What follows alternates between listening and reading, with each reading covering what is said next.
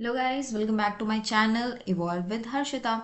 So, as we have covered the sub parts of design thinking for entrepreneurship, foundations of design thinking, so we are now going to carry forward the topic, and now in this lecture we are going to discuss about the 5 stages of design thinking process. As we have previously learned in the previous videos that the design thinking is human centered, creative, interactive approach to solve any problem. ये basically focus करता है understanding users deeply, generating innovative ideas, test करना solutions को और एक meaningful outcome के साथ अपना एक सोल्यूशन लाना। इसके में जो 5 स्टेप्स होते हैं, empathize, define, ideate, prototype and test, इसको हम लोग एडिप्ट से याद रख सकते हैं। ये सारे जितने भी 5 की स्टेजेस हैं ये बहुत ज़्यादा इंपॉर्टेंट है through out your design thinking subject. So empathize is understanding user, define is state the real problem, ideate is generate ideas, prototype is build models and test means improve using feedback. So adapt, empathize, define, ideate, prototype and test, ये बहुत important है। तो आगे चल के अब इनके बारे में हम लोग थॉरली डिस्कस करेंगे स्टेप बाय स्टेप। पहला आता है एम्पथाइज। एम्पथाइज मतलब सिंपल सा मीनिंग होता है अंडरस्टैंड द यूजर डीपली। एक होता है सिंपथाइज, एक होता है एम्पथाइज। एम्पथाइज सिंपथाइज का मोर डीपर वर्जन है, मतलब आप यूजर को समझ भी रहे हो, उसके एंड से समझ रहे हो, उसके पर्सपेक्टिव से चीजें देख रहे हो, उसके जिस तरीके से वो सोच रहा है उस तरीके से आप अपने आप को रख के उस तरीके से चीजें से देख रहे हो, दैट इज एम्पथाइज। ये फर्स्ट स्टेप होता है डिजाइन थिंकिंग का। आप रियल जो नीड्स हैं उनको अंडरस्टैंड करते हो, रियल फीलिंग्स, रियल बिहेवियर क्या है आपके यूजर का, ठीक है। और इसका गोल होता है to see the word from the users point of view. बोलते हैं ना putting yourself in the shoes of others, तो that's the real meaning of empathise. Key objective इसके क्या होते हैं? Observing users, how users behave in real situation. Users का behaviour real situation में एक्चुअली में क्या है, इंटरव्यूज लेना, सर्वेज लेना, शैडो करना, फॉलो करना, मतलब अंडरस्टैंड करना यूजर की फ्रस्ट्रेशन को, उनके मोटिवेशन को, क्या वो चैलेंजेस फेस कर रहे हैं, उन्हीं के बेसिस पे स्टोरीज गैदर करना, उनके इमोशंस को गैदर करना और रियल लाइफ इंसाइट्स को गैदर करना, ठीक है। आपको एम्पथाइज क्यों करना जरूरी है? क्योंकि this stage prevents designers from making assumptions and help find build solution that truly match user needs. आपको वो सोल्यूशन बनाने हैं जो सच में यूजर किसी प्रॉब्लम को सॉल्व कर रहे हैं। इसीलिए ये मैटर करता है, जब तक हम लोग दूसरे के पॉइंट ऑफ व्यू को नहीं जानेंगे तब तक हम लोग सही चीज नहीं बना पाएंगे। तो हम लोग सिर्फ अपने अजम्पशंस के बेसिस पे चीजें नहीं कर सकते हैं, एल्स वी विल फेल। जैसे कि अगर हम लोग कोई न्यू स्कूल वाटर बॉटल बना रहे हैं तो ठीक है, तो designers observe children drinking, carrying bottles and struggling with tight caps और स्पेल्स। ये सब वो ऑब्जर्व कर रहे हैं, वो जाकर उनसे पूछ रहे हैं, डायरेक्टली ऑब्जर्व कर रहे हैं कि चिल्ड्रन क्या क्या प्रॉब्लम एक्चुअली में फेस कर रहे हैं, तभी तो जाके उनको रियल प्रॉब्लम पता चलेगी जिसके बेसिस पे वो और अच्छी बॉटल बना पाएंगे। तो एम्पथाइज के बाद आता है एम्पथाइज के बाद आता है define. Define means identify the real problem. अब इस स्टेज में डिजाइनर्स क्या करते हैं? एनालाइज करते हैं और ऑर्गेनाइज करते हैं जितनी भी उन्होंने इन्फॉर्मेशन गैदर करी होती है एम्पथाइज करके, उसको वो एक क्लियर, फोकस्ड और ह्यूमन सेंटर्ड प्रॉब्लम बनाते हैं, गोल, मतलब एक प्रॉपर गोल डिफाइन कर देते हैं, ठीक है। इसमें रिव्यूइंग ऑब्जर्वेशन, जो आपने ऑब्जर्वेशन कर उनको रिव्यू करना, यूजर के एक्चुअल नीड्स को आइडेंटिफाई करना, जो कोर प्रॉब्लम है उसको रिकॉग्नाइज करना और एक कंसाइज प्रॉब्लम स्टेटमेंट लिखना। ये बहुत इंपॉर्टेंट होता है, कंसाइज प्रॉब्लम स्टेटमेंट लिखना। इसमें हम कई सारे टूल्स होते हैं, जैसे पीओवी स्टेटमेंट हो गए, ये सब आगे चल के हम लोग पढ़ेंगे, वो डिजाइन थिंकिंग में है, उनके बारे में इन डेप्थ में अदर यूनिट्स में हम लोग पढ़ेंगे। और उसके बाद इसका डिफाइन का मेन मतलब क्या होता है कि आपको एक वेल डिफाइंड प्रॉब्लम, अगर आप किसी प्रॉब्लम को एक स्टेटमेंट के तौर पे लिख लोगे, a well defined problem directs the team towards meaningful solutions and avoid designing the wrong issue. जब आपने एक प्रॉब्लम को एक तरीके से वेल डिफाइंड फॉर्म में लिख लिया है तो आप उसी से रिलेटेड मीनिंगफुल सॉल्यूशंस बनाओगे, ठीक, और कोई रॉन्ग इश्यूज को फिर डील नहीं करोगे। जैसे कि school children need an easy to open spill proof water because they struggle with tight caps of frequent spills. ये जो उन्होंने एम्पथाइज करा था उसके बेसिस पे एक पीओवी स्टेटमेंट, मतलब एक प्रॉब्लम स्टेटमेंट जनरेट किया, जिसकी हेल्प से इसी स्टेटमेंट को लेके आगे के स्टेप्स कैरी ऑन होंगे। तो ये कंफ्यूजन को दूर करता है और मेन प्रॉब्लम पे फोकस करता है। अब थर्ड स्टेप आते हैं आइडिएट। आइडिएट मतलब कि जनरेटिंग क्रिएटिव सॉल्यूशंस। आइडिया मतलब आइडियाज, जितने भी आइडियाज आप ला सको, ठीक है। टीम जो है अब उस प्रॉब्लम के बेसिस पे जितने भी wide range of creative ideas है वो सब लाना स्टार्ट कर देगी, ठीक है। ये स्टेज आपको इनकरेज करती है कि आप थिंक करो बियॉन्ड ऑब्वियस सोल्यूशन। जो ऑब्वियस चीजें हैं, जो ऑब्वियस आपके सामने रखी है, उनसे हट के कुछ out of the box solutions लेके आओ। और इसमें बहुत सी टेक्निक्स होती है जिनके बारे में इन डेप्थ में हम आगे की वीडियोस में पढ़ेंगे, जैसे कि brain storming, mind mapping, scampers, crazy ads, encouraging wild and unconventional ideas, ठीक है। ये क्यों जरूरी है ये स्टेज? क्योंकि the best idea often emerge from multiple possibilities, not from the first idea. आपको कोई प्रॉब्लम मिली, आपने इसको सोल्यूशन तुरंत निकाल दोगे क्या? नहीं, आप बहुत सारी चीजें देखो कि इस तरीके से भी कर सकते हैं, उस तरीके से भी कर सकते हैं, फिर जो बेस्ट होता है फिर आप वो सिलेक्ट करते हो ना। तो जो जितने भी आइडियाज जो जनरेट कर रहे हो आप इस स्टेज में जनरेट कर रहे हो। जैसे कि लोगों ने अलग अलग आइडियाज दिए कि आप बॉटल को फ्लिप टॉप प्लेट कर सकते हो, सॉफ्ट ग्रिप हैंडल कर सकते हो, कलर कोडेड बॉटल्स रख सकते हैं, लीक प्रूफ कैप रख सकते हैं, बिल्ट इन स्ट्रॉस भी कर सकते हैं, कोलैप्सिबल बॉटल्स। तो ये जितने भी मैक्स पॉसिबल जितने भी आइडियाज हो सकते हैं सबको इन्वाइट किया जाता है विदाउट एनी जजमेंट। और फिर नेक्स्ट स्टेप पे हम लोग बढ़ते हैं, प्रोटोटाइप, क्रिएटिंग टैंजिबल मॉडल्स, ठीक है। टैंजिबल या इंटैंजिबल भी कह सकते हैं इन द सर्विस इंडस्ट्री। जैसे कि प्रोटोटाइप क्या होता है? सबसे पहली बात तो ये simple low cost version of a solution use to explore how it works in real life. आप एक पहले उसका सिंपल लो कॉस्ट वर्जन बना लेते हो। एक स्केच भी हो सकता है, कोई पेपर मॉडल भी हो सकता है, डिजिटल मॉकअप भी हो सकता है, बेसिक फिजिकल मॉडल भी हो सकता है। इसमें हम लोग फिजिकल या डिजिटल सैंपल वर्जन क्रिएट करते हैं। जो भी आइडियाज हम लोग को बेस्ट लग रहे हैं उसके थ्रू हम लोग मॉडल्स बनाते हैं और कोई चीप वर्जन बनाते हैं ताकि उसको यूजर्स से हम लोग टेस्ट करवा सकें।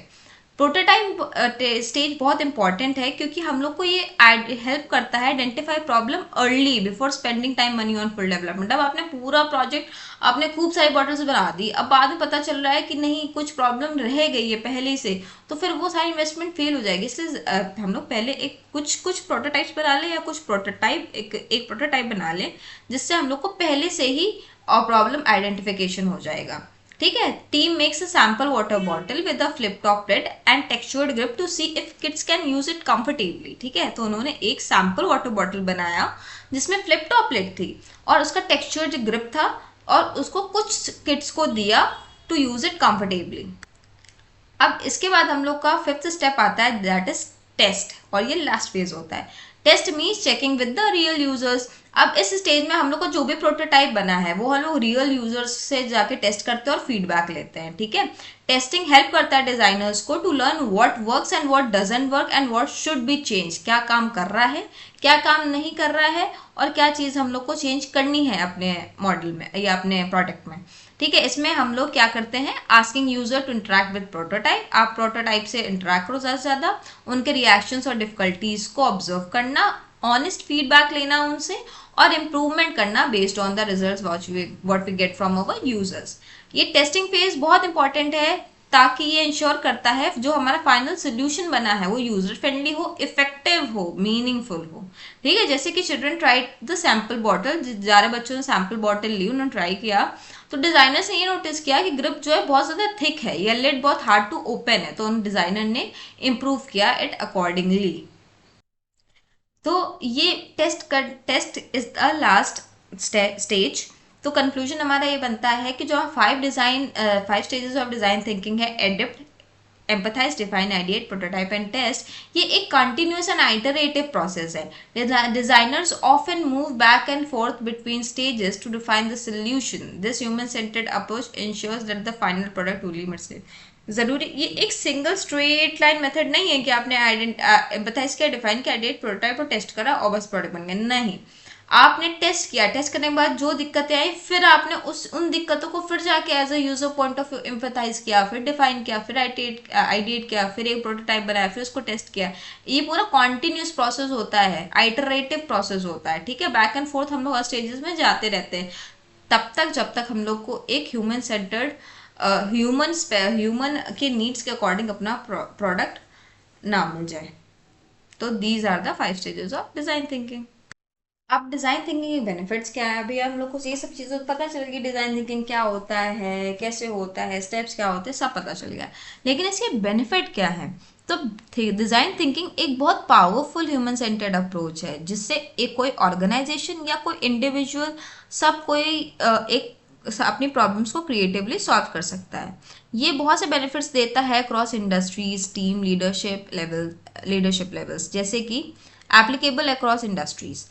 जो भी मतलब जितनी भी इंडस्ट्रीज है सब में डिजाइन थिंकिंग का प्रोसेस यूज होता है। Works everywhere, health care to IT. Reinforces innovation, वो इन डिजाइन थिंकिंग इनकरेज करता है न्यू आइडिया को और कॉन्टिन्यूस इंप्रूवमेंट को। लीडरशिप को स्ट्रेंथन करता है, कैसे? जो लीडर्स है वो जब थिंक करेंगे एम्पैथेटिकली और स्ट्रैटेजिकली, तब वो और अच्छे से अपनी लीडरशिप एग्जीक्यूट कर पाएंगे। इनकरेज करता है creativity, boost imagination and out of the box ideas, ठीक है। Net team promotes team work, ठीक है। जो भी मल्टी स्किल टीम्स होती हैं वो सब आपस में आके यूनाइट होकर प्रॉब्लम को सॉल्व करती हैं। बिजनेस वैल्यू डिलीवर करता है, कस्टमर सेटिस्फैक्शन बढ़ाता है और रिस्क को रिड्यूस करता है। अब इन्हीं सब चीज़ों के बारे में थोड़ा डेप्थ में भी पढ़ लेते हैं, ताकि आप लोग अपने जब भी क्वेश्चन पूछा जाए तो थोड़ा डेप्थ में इसको लिख पाओ। और हाँ, please for notes do mail me on the mail ID which I have mentioned in the description. तो हम लोग ये पढ़ रहे थे कि हमारा डिजाइन थिंकिंग के बेनिफिट्स क्या है। तो हम लोग सबसे पहले देखेंगे applicable across industries. Design thinking सिर्फ एक प्रोडक्ट डिजाइन तक ही लिमिटेड नहीं है, ये हर एक इंडस्ट्री, चाहे एजुकेशन हो, health care, business, engineering, hospitality, IT, government services और मेनी मोर, ठीक है, सबसे रिलेटेड है। क्योंकि ये फोकस करती है पीपल को अंडरस्टैंड करने में, उनकी रियल प्रॉब्लम्स को सॉल्व करने में, ठीक है। It works in any field where innovation, जहाँ जहाँ इनोवेशन आएगी वहाँ डिजाइन थिंकिंग आएगी। जैसे कि हॉस्पिटल्स अपने पेशेंट के एक्सपीरियंस को इम्प्रूव करने के लिए डिजाइन थिंकिंग का यूज़ करें। स्कूल जो है क्लासरूम रीडिज़ाइन करने के लिए, कंपनीज जो है बेटर कस्टमर सर्विसेज के लिए। तो ये फ्लेक्सिबल और multi industry problem solving power है, ठीक है। It provides flexible multi industry problem solving problem, जो हर एक इंडस्ट्री में आप इसका यूज करके उनकी अलग अलग सोल्यूशंस को, अलग अलग प्रॉब्लम्स को आइडेंटिफाई करके सॉल्व कर सकते हो। Next benefit of design thinking is reinforcing innovation, ठीक है। फ्रेश आइडियाज को इनकरेज करना, एक्सपेरिमेंटेशन, क्रिएटिव रिस्क टेकिंग, ये सब जो है डिजाइन थिंकिंग इनकरेज करता है।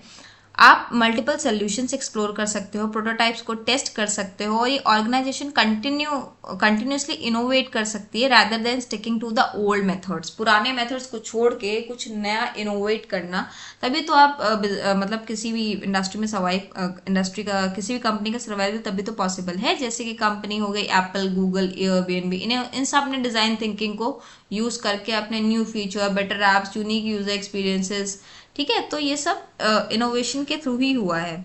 ये design thinking strengthens continuous innovation और बिजनेस को मोर कॉम्पिटिटिव बनाती है। Next benefit of design thinking is strengthening leadership.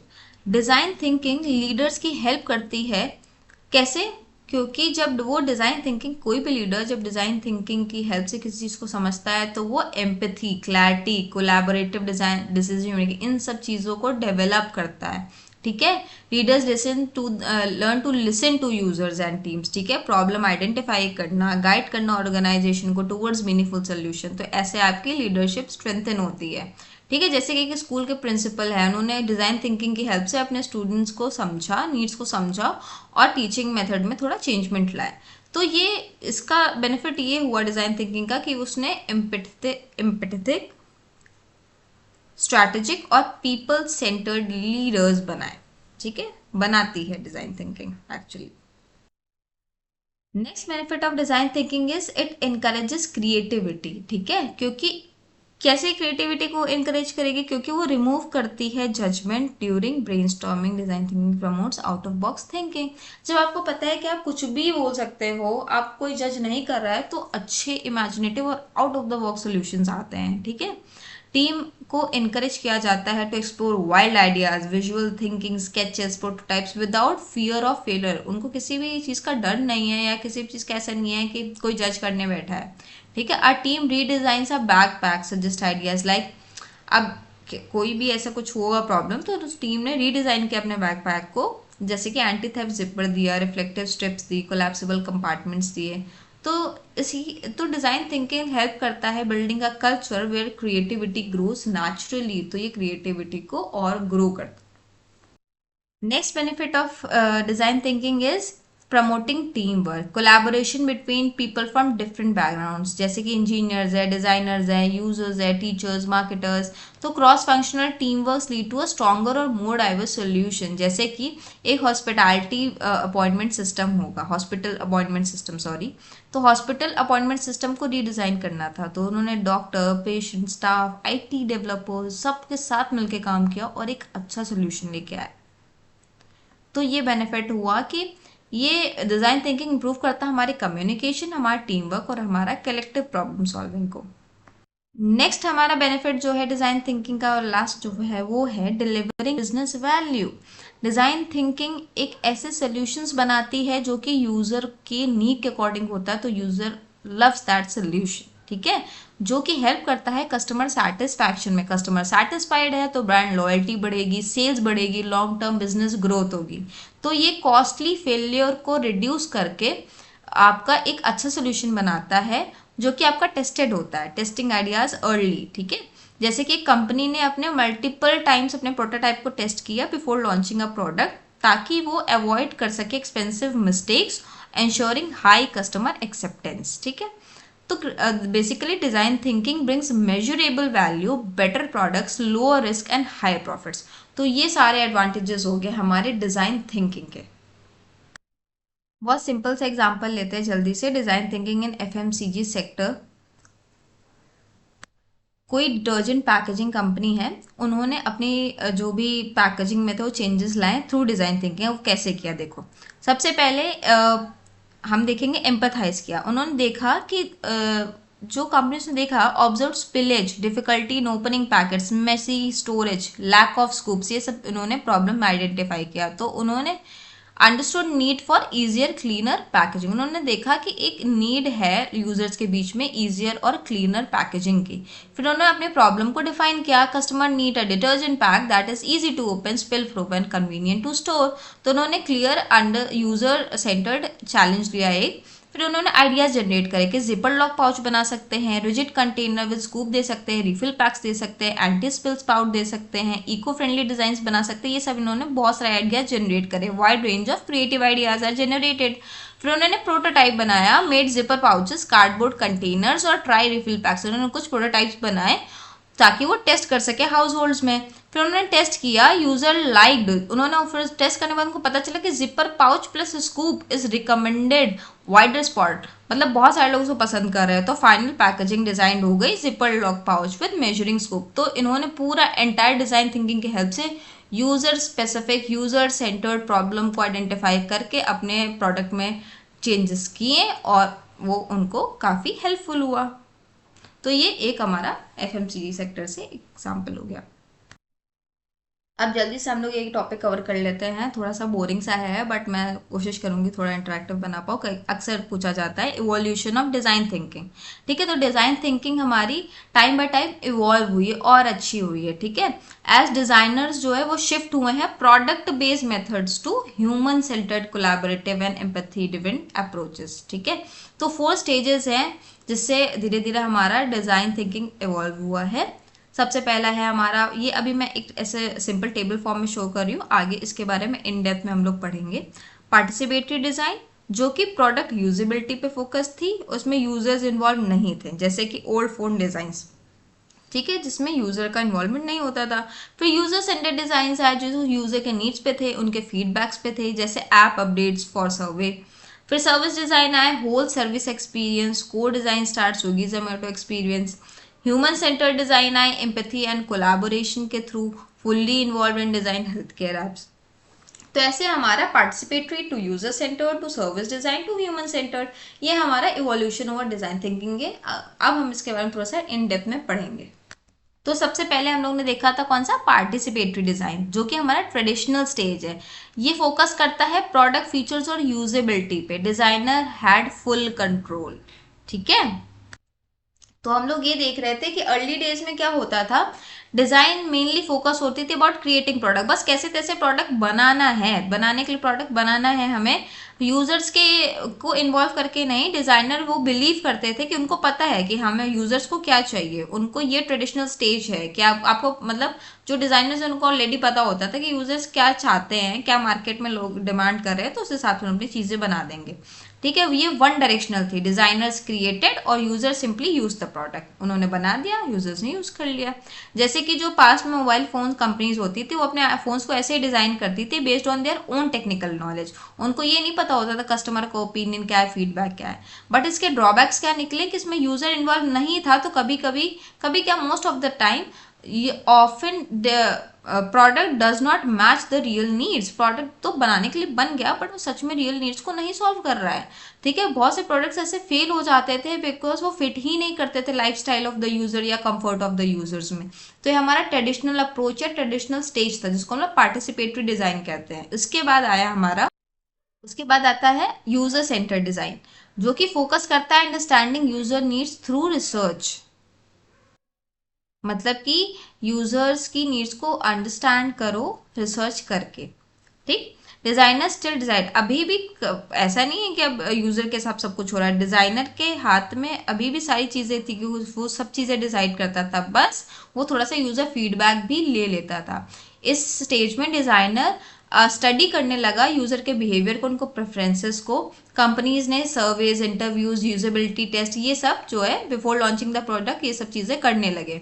ठीक है, user were not still the part, अभी भी यूजर्स डिजाइन टीम के पार्ट नहीं थे, बस इनके जो फीडबैक है वो थोड़े डिसीजंस को इन्फ्लुएंस कर देते थे। जैसे कि ऐप कंपनीज ने सर्वेस कंडक्ट किया, beta testing before releasing updates to understand which features user like. इसके लिमिटेशंस क्या थे, user gave feedback but did not cocreate the final design. ठीक है, user still control the final, designer still control the final, designer अभी भी control में थे, user का सिर्फ फीडबैक आ रहे थे बट वो को क्रिएट जैसे यूजर को चाहिए एकदम एग्जैक्ट को क्रिएट नहीं कर पा रहे थे final design.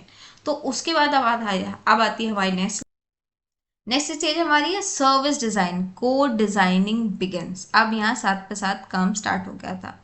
Whole service experience, इसमें क्या पूरा सर्विस एक्सपीरियंस दे रहे थे, प्रोडक्ट भी, प्रोसेस भी, पीपल भी, हर चीज को कंसीडर कर रहे थे, कोलैबोरेट कर रहे थे स्टेक होल्डर्स से, कम्युनिकेट कर रहे थे यूजर्स के साथ। Designing extended beyond products into services, products के बाद सर्विसेज पे चीजें आने लगी। तो कंपनी ने ये रियलाइज किया कि जो कस्टमर सेटिस्फैक्शन है वो डिपेंड करती है प्रोडक्ट पे और ओवरऑल एक्सपीरियंस पे भी। ठीक है, अब एक्सपीरियंस का मतलब मैं बताऊंगी आगे चल के अभी, जो कि मल्टीपल स्टेक होल्डर्स है, कस्टमर है, स्टाफ है, पार्टनर्स है, सब इन्वॉल्व रहते हैं उसमें। ठीक है, जैसे कि फूड डिलीवरी प्लेटफॉर्म बना स्विगी और जोमेटो। ठीक है, तो ये design just not they design just the apps. ठीक है, पूरा उन्होंने डिलीवरी प्रोसेस पूरा डिजाइन किया जिसमें फीडबैक था यूजर्स का, रेस्टोरेंट का, डिलीवरी पार्टनर्स का। ठीक है, तो इसकी हेल्प से हमारा बेटर कोऑर्डिनेशन हुआ, मोर प्रैक्टिकल और होलिस्टिक सोल्यूशन, होलिस्टिक मतलब इंक्लूडिंग एवरीवन। लिमिटेशन इसके क्या थे, इंटरैक्शन इंक्रीजेस कॉम्प्लेक्सिटी, लिमिटेशंस पे भी आते हैं। बट आप एक चीज ये समझो कि आप हमने बताया ओवरऑल एक्सपीरियंस, मतलब आप जैसे स्विगी पे आए, आपने अपने जो भी ऐड टू कार्ट किया, ठीक है, या कार्ट से हटाया या दूसरे रेस्टोरेंट पे गए और भी चीजें ऐड कर, तो ये इस एक्सपीरियंस की बात करें, ओवरऑल एक्सपीरियंस आप कितने आराम से आ रहे हो, कितने आराम से चीजें यूज कर रहे हो फिर जा रहे हो, दैट इज ओवरऑल एक्सपीरियंस। इसके लिमिटेशंस ये क्या थे, इंटरैक्शन इंक्रीजेस कॉम्प्लेक्सिटी, जितने ज्यादा इंटरैक्शंस हो रहे, जितने ज्यादा फीडबैक्स मिले उस बेसिस पे चेंजेस करो, थोड़ा कॉम्प्लेक्स प्रोसेस हो जाता है। ठीक है, बट फिर भी अभी still not fully empathy driven yet, पूरा पूरा एम्पैथाइज करके चीजें एज पर कस्टमर नहीं हो रही थी। तभी उसके बाद हमारा आता है ह्यूमन सेंटर्ड डिजाइन, जिसको हम लोग कहते हैं मॉडर्न डिजाइन थिंकिंग। अब इसमें क्या हुआ, इसमें empathy, collaboration, solving real human problems, ये सारी चीजें आ गई, इन सब चीजों पे फोकस होने लगा। अब डिजाइनर्स और यूजर्स, एक्सपर्ट, स्टेक होल्डर सब को क्रिएट करते हैं, ये बिल्कुल मोस्ट एडवांस स्टेज है। इसमें जो हमारी डिजाइन थिंकिंग पढ़ रहा है वही है ह्यूमन सेंटर्ड डिजाइन या डिजाइन थिंकिंग भी कहते हैं इसको। डिजाइनर्स एम्पथाइज करते हैं यूजर्स को, उनके इमोशंस, चैलेंजेस, एक्सपीरियंसेस को मिल के सब कुछ करके को क्रिएट करते solutions with them, not for them नहीं, विद देम, उनके साथ, उनके लिए नहीं।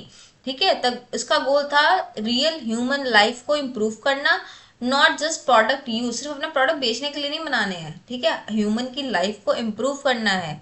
जैसे कि मॉडर्न हेल्थ केयर एप्स हैं, ठीक है, are created with the participants, जितने पेशेंट्स हैं, डॉक्टर्स हैं, नर्सेज है, केयर गिवर्स है, फैमिलीज है, सबसे मिल के बातचीत करके उनके पार्टिसिपेशन के साथ एक हेल्थ केयर ऐप बनाई जाती है, ठीक है। उनके इंसाइट्स शेप करते हैं ऐप के फीचर्स को, रिमाइंडर्स को, लैंग्वेज को, इंटरफेस को।